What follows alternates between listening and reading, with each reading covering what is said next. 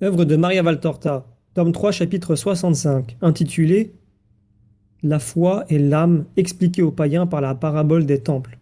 Vision du 29 juin 1945. Dans la paix du Shabbat, Jésus se repose près d'un champ de lin tout en fleurs qui appartient à Lazare, plutôt que près du lin. Je dirais immergé dans le lin très haut, assis au bord d'un sillon. Il est absorbé dans ses pensées. Il n'y a près de lui que quelques silencieux papillons ou quelques lézards qui arrivent silencieusement. Il regarde de ses yeux de jet en levant sa tête triangulaire, à la gorge claire et palpitante. Rien d'autre. En cette fin d'après-midi, il n'y a pas le moindre souffle de vent parmi les autres tiges. De loin, peut-être du jardin de Lazare, parvient le chant d'une femme, et avec lui, les cris joyeux de l'enfant qui joue avec quelqu'un. Puis une, deux, trois voix qui appellent « Maître, Jésus !» Jésus se secoue et se lève. Si haut que soit le lin à son complet développement, Jésus émerge largement de cette mer verte et bleue. Le voici, là, Jean, crie Simon le Zélote. Et Jean à son tour crie. Mère, Jésus est ici, dans le lin. Et pendant que Jésus s'approche du sentier qui conduit aux maisons, voici venir Marie. Que veux-tu, mère? Mon fils, il est arrivé des païens avec des femmes. Ils disent avoir appris par Jeanne que tu es ici. Ils disent aussi qu'ils t'ont attendu tous ces derniers jours, près de l'Antonia. Ah, j'ai compris. J'arrive tout de suite. Où sont-ils? Dans la maison de Lazare, dans son jardin. Les Romains l'aiment bien, et lui, il n'éprouve pas pour eux la répulsion que nous avons, nous. Il les a fait entrer avec leurs chars dans le grand jardin pour ne scandaliser personne. C'est bien, mère. Ce sont des soldats et des dames romaines, je le sais. Et que veulent-ils de toi?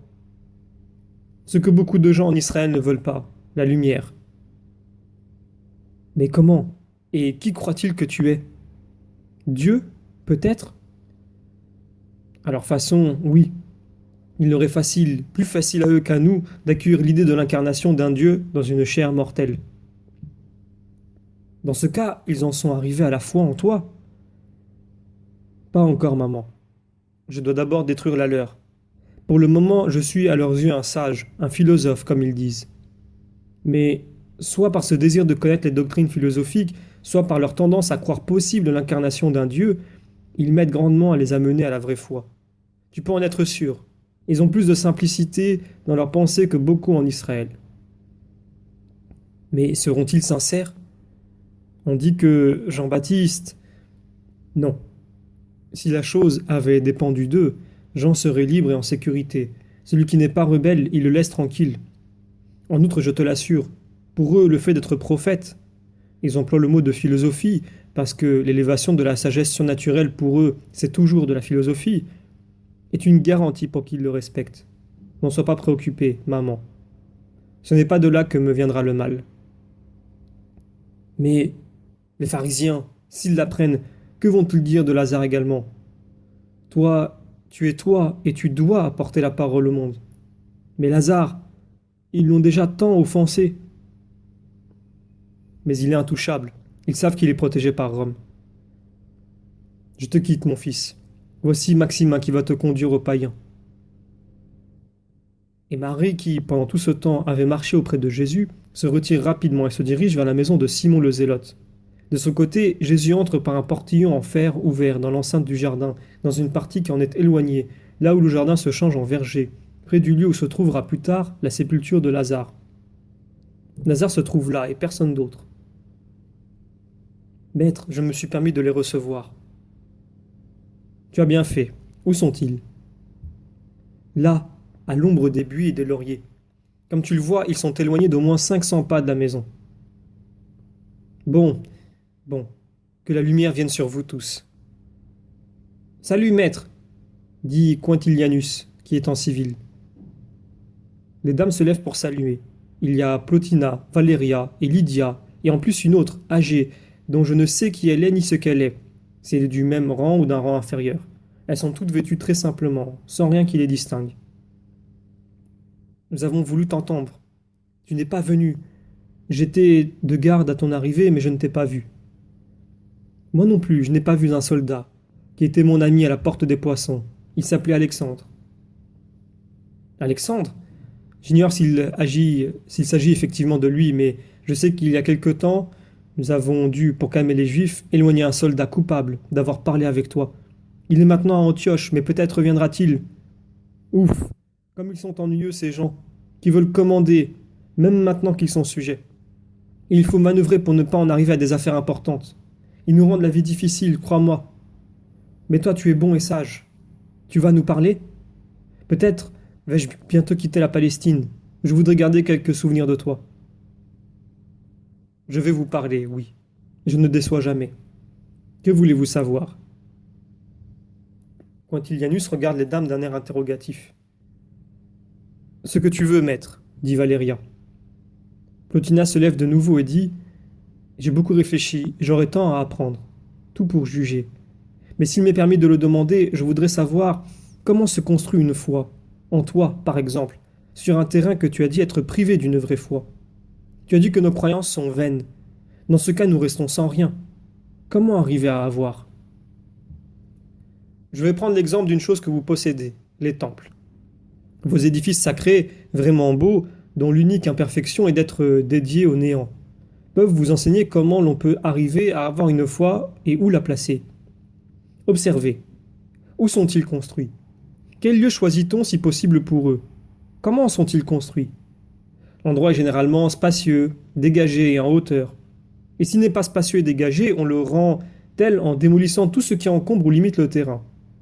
S'il n'est pas en hauteur, on le surélève sur un stéréobate plus élevé que celui de 3 marches, utilisé d'habitude pour les temples situés déjà sur un lieu naturellement élevé. Enfermés la plupart du temps dans une enceinte sacrée formée de colonnades et de portiques, à l'intérieur desquels se trouvent des arbres consacrés aux dieux, des fontaines et des autels, des statues et des stèles, ils sont d'ordinaire précédés du propylée, au-delà duquel se trouve l'autel où l'on fait les prières aux divinités. En face se trouve le lieu du sacrifice, car le sacrifice précède la prière. Souvent, en particulier pour les plus grands, un péristyle les borde d'une guirlande de marbre précieux. À l'intérieur se trouvent les vestibules antérieurs. À l'extérieur ou à l'intérieur du péristyle, la chambre du Dieu, le vestibule postérieur. Les marbres, les statues, les frontons, les acrotères et les tympans, tous polis, précieux, ornés, font du temple un édifice très noble, même au regard du plus rustre. Est-ce bien cela? Oui, maître. Tu les as vus et très bien étudiés, confirme en le louant Plotina. Mais s'il est bien établi qu'il n'a jamais quitté la Palestine, s'exclame Quintilianus. Je n'en suis sorti pour aller à Rome ou à Athènes, mais je n'ignore pas l'architecture de la Grèce et de Rome. Dans le génie de l'homme qui a décoré le Parthénon, j'étais présent, car je suis partout où il y avait une manifestation de la vie. Là où un singe pense, un sculpteur sculpte, un poète compose, une mère chante sur un berceau, un homme se fatigue sur les sillons, un médecin lutte contre les maladies, un vivant respire, un animal vit, un arbre pousse. Je suis là avec celui de qui je viens. Dans le grondement d'un tremblement de terre ou le fracas de la foudre, dans la lumière des étoiles ou le mouvement des marées, dans le vol de l'aigle ou dans le bruit du moustique, je me trouve avec le Très-Haut, le Créateur. De sorte que tu connais tout, aussi bien les pensées que les œuvres humaines? Demande encore Quintilianus. Oui. Les Romains se regardent avec stupéfaction. Un silence prolongé, puis timidement, Valéria requiert. Développe ta pensée, maître, pour que nous sachions que faire. Oui, la foi se construit comme on construit les temples dont vous êtes si fiers. On fait un emplacement pour le temple, on dégage les alentours, on surélève son emplacement. Mais où se trouve le temple pour y mettre la foi, cette divinité vraie? Demande Plotina. La foi n'est pas une divinité, Plotina, c'est une vertu. Il n'y a pas de divinité dans la vraie foi, mais il existe un Dieu unique et vrai. Alors, il est là-haut, tout seul, dans son Olympe? Et que fait-il s'il est seul? Il se suffit à lui-même et s'occupe de la création, de tout ce qui s'y trouve. Je viens de te le dire. Dieu est présent même au bruit du moustique. Il ne s'ennuie pas, n'en doute pas. Ce n'est pas un pauvre homme, maître d'un immense empire où il se sent haï, où il vit dans la crainte. Il est l'amour, et il vit en aimant. Sa vie est un amour continu. Il se suffit à lui-même parce qu'il est infini et très puissant. Il est la perfection même. Mais si nombreuses sont les choses créées qui vivent de sa volonté continuelle qui n'a guère le temps de s'ennuyer. L'ennui est le fruit de l'oisiveté et du vice. Au ciel, du vrai Dieu, il n'y a ni oisiveté ni vice. Mais bientôt il y aura, en plus des anges qui le servent actuellement, un peuple du juste qui jubileront en lui. Et ce peuple s'accroîtra sans cesse de ceux qui, à l'avenir, croiront au vrai Dieu. Les anges, ce sont les génies? Demande Lydia. Non, ce sont des êtres spirituels, comme les dieux qui les a créés. Et les génies alors, que sont-ils? Tels que vous les imaginez, ils ne sont que mensonges. Tels que vous les imaginez, ils n'existent pas. Mais ils correspondent à un besoin instinctif de l'homme de rechercher la vérité. Cela vient d'une incitation de l'âme, qui est vivante et présente chez les païens eux-mêmes. Elle souffre aussi en eux, car elle voit son désir déçu. Elle reste en effet sur sa faim, dans sa nostalgie du vrai Dieu dont elle garde le souvenir, dans ce corps où elle habite et qui est régi par un esprit païen. Même vous, vous avez eu conscience que l'homme n'est pas seulement de la chair, et qu'à son corps périssable est uni quelque chose d'immortel. C'est en ce sens que les villes et les nations possèdent un génie. Voilà donc pourquoi vous croyez. Vous éprouvez le besoin de croire au génie. Et vous donnez les génies de l'individu, de la famille, de la ville, des nations. Vous avez le génie de Rome, le génie de l'empereur, et vous les adorez comme des divinités mineures. Entrez dans la vraie foi. Vous aurez la connaissance et l'amitié de votre ange gardien, auquel vous devrez vénération, mais pas adoration. Dieu seul doit être adoré. Publius Quintilianus demande. Tu as dit, incitation de l'âme qui est vivante et présente même chez les païens, et qui souffre en eux parce qu'elle voit son désir déçu. Mais de qui vient l'âme? De Dieu. C'est lui son créateur. Mais ne naissons-nous pas d'une femme par son union avec un homme? Même nos dieux sont engendrés de cette manière. Vos dieux n'existent pas. Ce sont des fruits de votre imagination qui a besoin de croire, car ce besoin est plus impérieux que celui de respirer. Même celui qui affirme qu'il ne croit pas a une croyance. Il croit en quelque chose. Le seul fait de dire « je ne crois pas en Dieu » présuppose une autre foi. En soi-même peut-être, en son propre esprit orgueilleux. Mais pour ce qui est de croire, on croit toujours. C'est comme la pensée. Si vous dites « je ne veux pas penser » ou bien « je ne crois pas en Dieu », rien que par ces deux phrases, vous montrez que vous pensez, que vous ne voulez pas croire en celui dont vous savez qu'il existe et auquel vous ne voulez pas penser.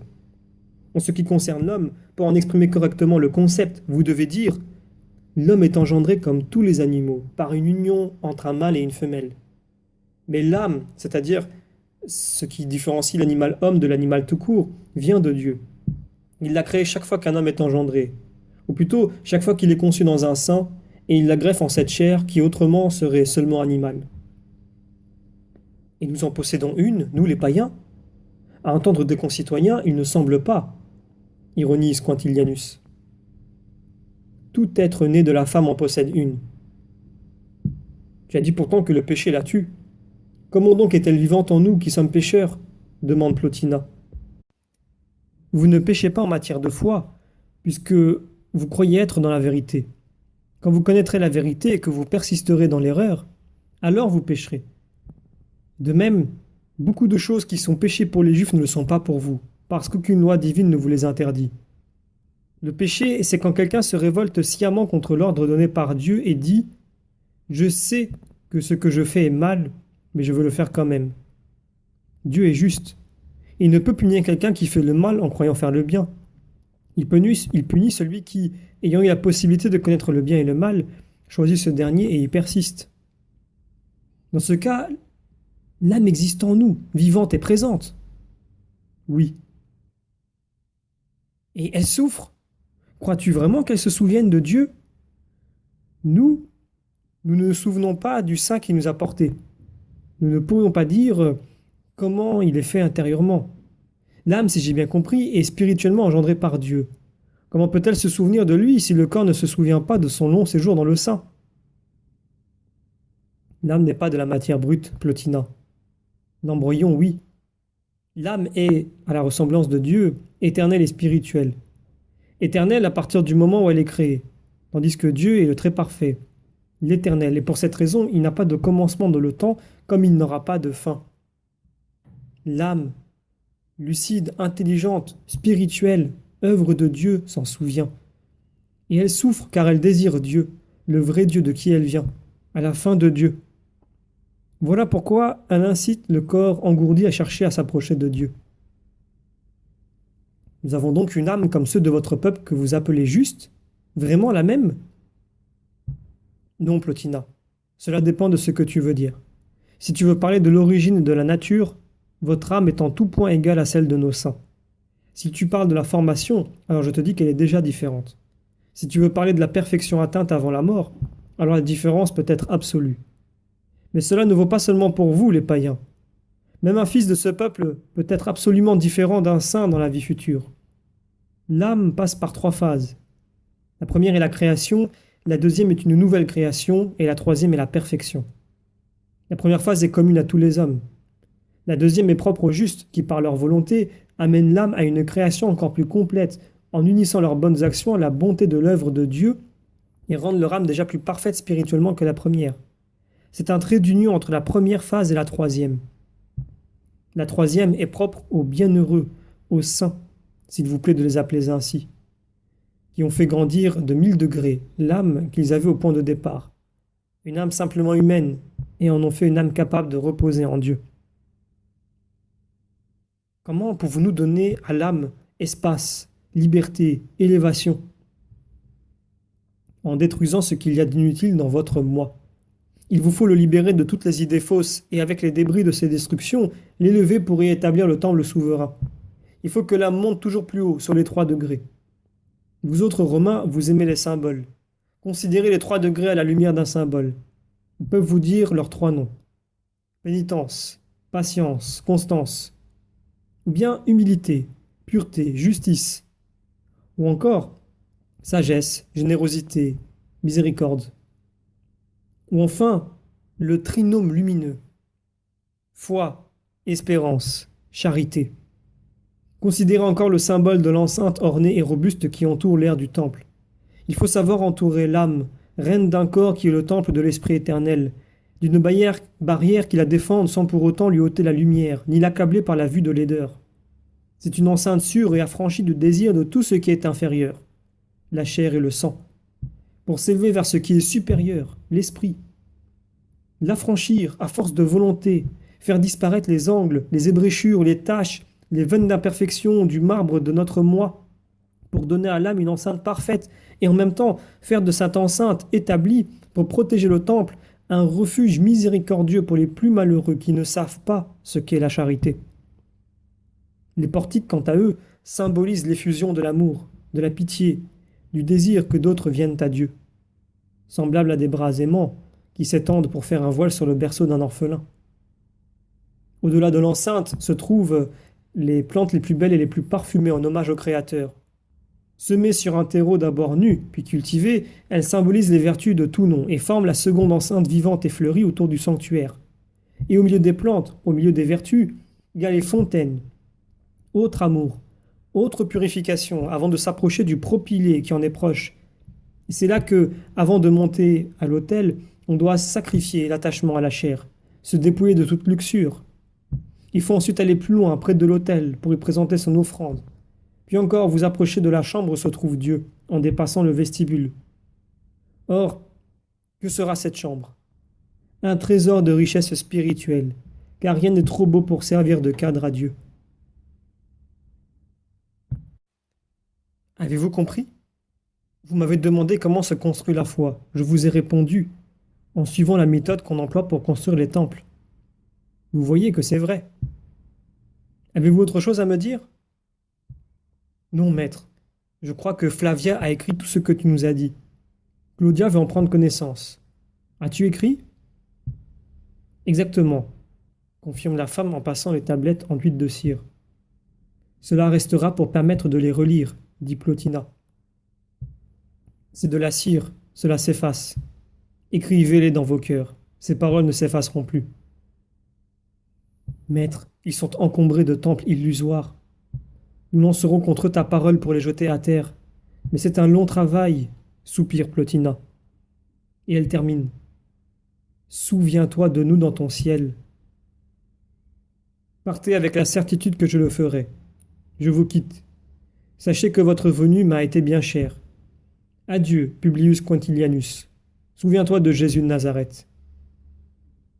Les femmes saluent et partent les premières. Puis pensif, Quintilianus s'en va.